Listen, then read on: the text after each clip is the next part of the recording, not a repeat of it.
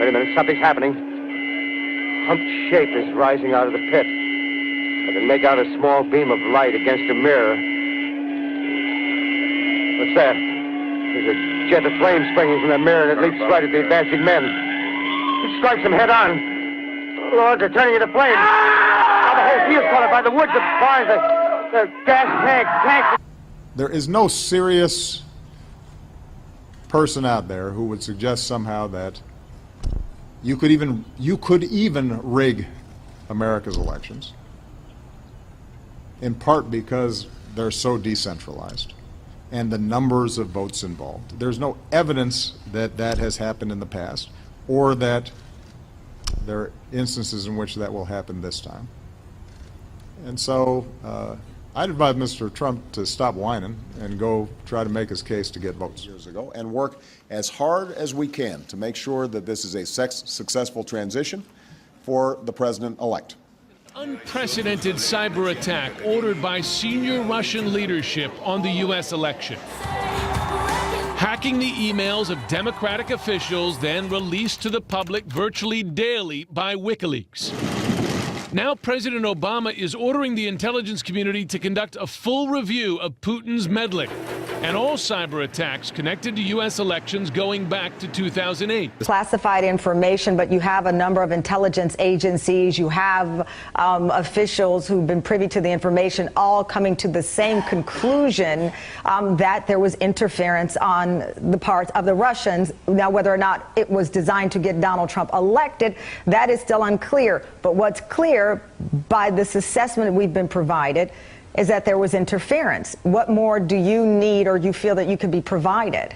Well, what we know is that there has been an unprecedented intervention by a hostile foreign power. As Chris mentioned, we don't know exactly what is there. What we do think is that the facts should be put out there. In the absence of fact, people are making up their own facts. The intelligence community has obviously made a great deal of investigation into this, so the facts are available. What we are asking is that electors and federal officials be given the chance to understand those facts. Remember, this was pre-election. They determined that Russia and the government of Russia was behind the hacking that had been going on. Remember, it was the Hillary Clinton campaign, the DNC. Political email systems were hacked.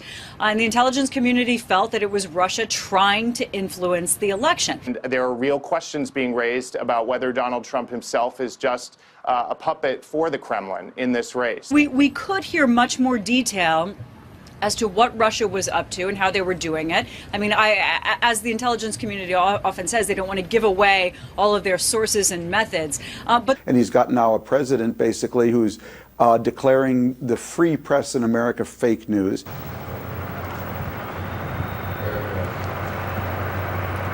Last few moments. But look closely. It's mostly soldiers and journalists. This 15-year-old Kuwaiti girl identified only as Nayira. They took the babies out of the incubators. Took the incubators and left the children to die on the cold floor. And she wasn't just a simple Kuwaiti escapee. In fact, just a few seats away was her father, Kuwait's ambassador to the United States and Canada. Of the Kuwaiti royal family, related to the Emir of Kuwait. Paid $10.7 million to America's biggest public relations company, Hill and Knowlton. Was paid $10.5 million by something called the Citizens for a Free Kuwait. Pulled from incubators and scattered like firewood across the floor. Still here with me, Jessica. Coalition forces have conducted a successful rescue mission of a U.S. Army prisoner of war held captive. Smile for the family. Army Private Jessica Lynch of Palestine, West Virginia, experienced what she calls the deadliest day. Her supply convoy took a wrong turn, was ambushed, and came under heavy fire. Her gun jammed.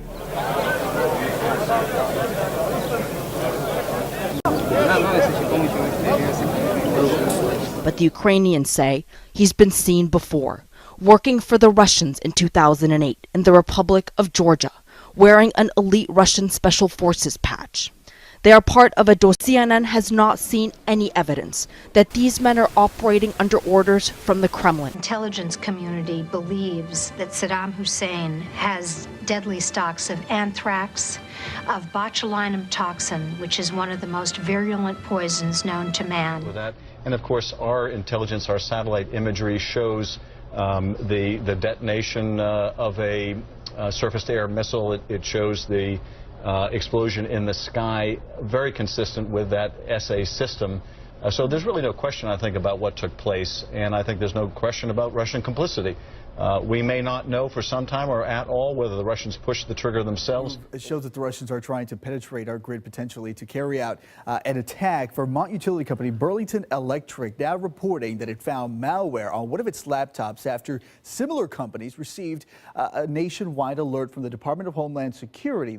This episode should highlight the urgent need for our federal government to vigorously pursue and put to an end this sort of Russian meddling. Not be the last children to be pulled out of the wreckage of their homes tonight, or on any of the many nights to come, here in Aleppo.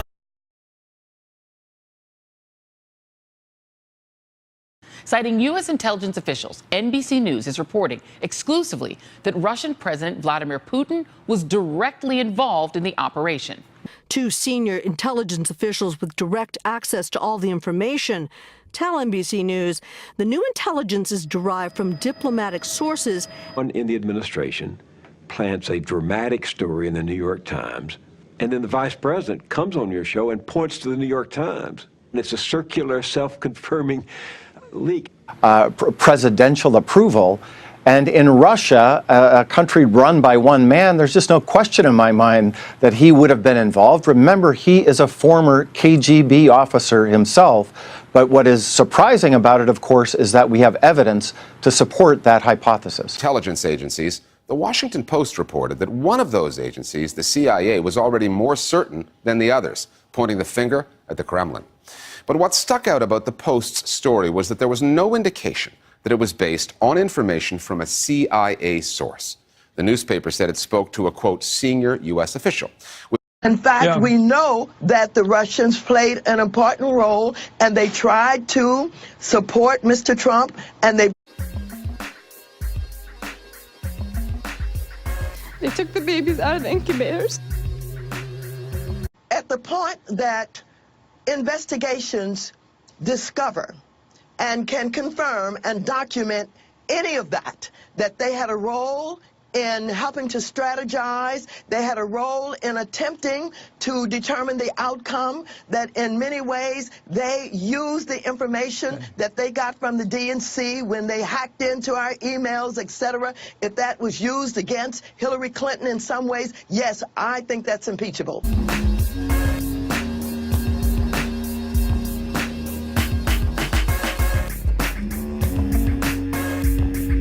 They took the babies out of the incubators. For Steele as unfounded and unsupported. And that is certainly true when it comes to the dossier's baseline allegation that the Trump campaign not only knew about, but they actively supported the Russian government's attacks on Hillary Clinton and the Russian government's hacking and intervention into our presidential election to benefit Trump. But even if that is, as yet, in itself uncorroborated and undocumented, all the supporting details are checking out. Even the really outrageous ones, a lot of them are starting to bear out under scrutiny.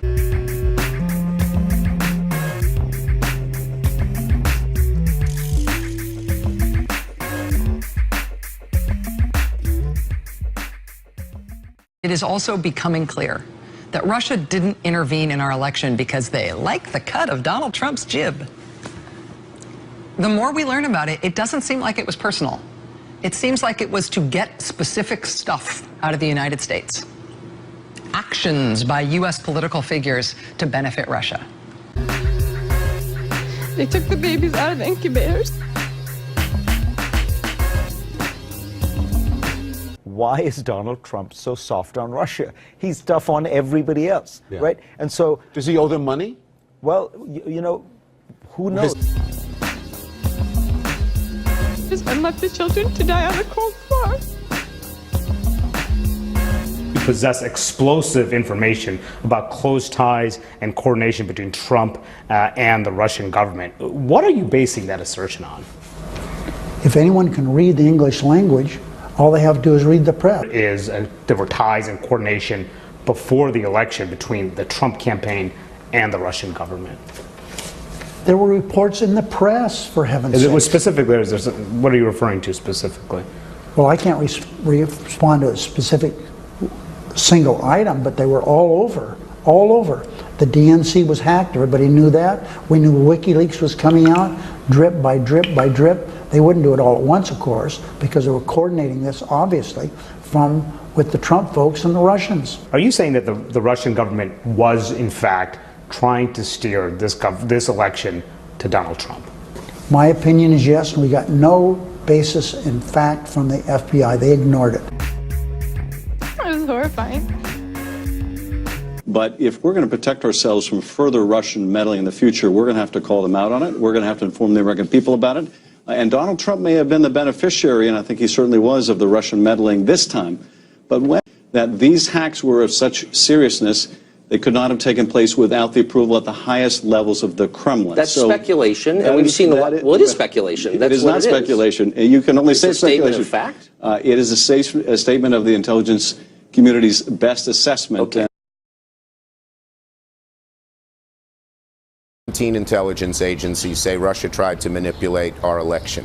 Whether Trump was involved or not, we don't know. And I believe they will get to the bottom of it. That's how America works. One thing we know for sure, every intelligence agency who's looked at this, all the law enforcement, that Russia tried to influence the election. That alone is a terrible thing. We have not had that. Vladimir Putin in Moscow, he must have just pinned a medal on whoever ran the cyber campaign that helped Donald Trump get elected president. Because what did Russia want? Why did Russia want Trump as president? Being accused by all sorts of intelligence agencies of interfering in not just the US, but in European democratic elections as well. Russia. Again and again and again, he made positive comments about a fellow who both the left and right in America agree is a repressive thug who's created an atmosphere in which his political opponents and what I take very personally, journalists are routinely killed if they challenge the existing regime, which is the Putin regime. Again, he made excuses for Putin, talked about how much he admired Putin or how great it was that Putin admired him. And then that was all before we had these hacking episodes. We absolutely need an investigation of Trump and Russia, covering the campaign and before.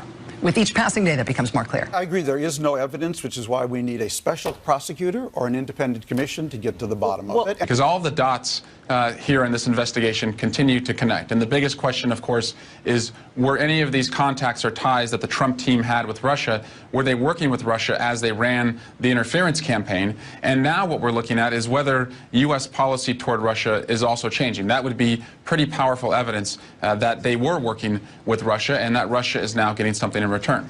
Federation. Unwitting agent of the Russian Federation. Of the Federation has been recruited by Putin. That's why he's taken the positions he's taken. You got orders from central control? Does intelligence exist that can definitively answer the following question, whether there were improper contacts between the Trump campaign and Russian officials? We did not include any evidence in our report, and I say our, that's NSA, FBI, and CIA with my office, the Director of National Intelligence, that had anything, that had any reflection of collusion between members of the Trump campaign and the Russians. There was no evidence of that included in our report. I understand that, but does it exist? Not to my knowledge. By Julian Assange. He told me in an interview last fall, he reiterated just in the last couple of days, that WikiLeaks did not get this information from the Russians or from any state actor. So how does that square with what you're saying? Well, he's not exactly a bastion of truth and integrity. I mean, as a journalist, are you comfortable taking at face value the assurances of anonymous government officials about something that's important? Well, it's not just the president and the intelligence community. I mean, Senator McCain, Senator McConnell, they've also come out. They've seemed to have heard the briefings. I obviously haven't heard the briefings. I don't think the president would be taking actions or issuing sanctions against Russia or kicking Russians out of the country if he wasn't pretty sure about the evidence. When you attack a country, it's an act of war.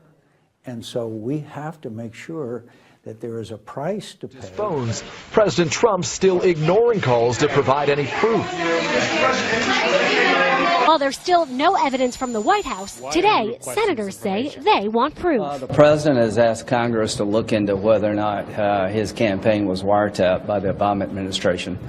I will take up. I would like him to turn over any evidence that he has supporting his tweet from this week. Just the Intelligence Committee, but the American people with evidence that his predecessor, former President of the United States, was guilty of breaking the law because our Director of National Intelligence, General Clapper, testified that there was absolutely no truth to that allegation. So, if you're Russia, what you want is an end to the unipolar world where the United States leads the West, and you're not really part of that. Right? If you're Russia, especially under Vladimir Putin, you have no desire to be part of a Western alliance of free countries, in part because you don't think it's in your interest to be a free country. And frankly, you don't want to be part of something that is led by someone else. Russia wants the United States out of a leadership position in the world. They love being seen as a competing military power to the United States, even though the Russian military is in no way comparable to the American military other than when it comes to nuclear weapons. American leadership in the world. The U.S. State Department organizes the world to support international organizations, to support the post-war stable world that America leads. All right? Yes, of course it would be nice to have a good relationship with Russia, but this is a country that has systematically been trying to, in some way or the other, upend the Western project that the United States has been upholding for the last 75 years. So you don't want to be on their side on that divide. Yeah. And disturbing. Putin does not have our interests at heart. This is a man basically who wants to undermine the European Union, our partner in the world, not to mention American influence and the spread of democracy around the world. Very serious effort made by Mr. Putin and his government, his organization, to interfere in major ways with our basic fundamental democratic processes. In some quarters, that would be considered an act of war. Drip by drip by anybody who watches television these days know you sell a product not just by saying it once, by saying it over and over again with new spokesmen 2-3 times a day, and it sinks into the public.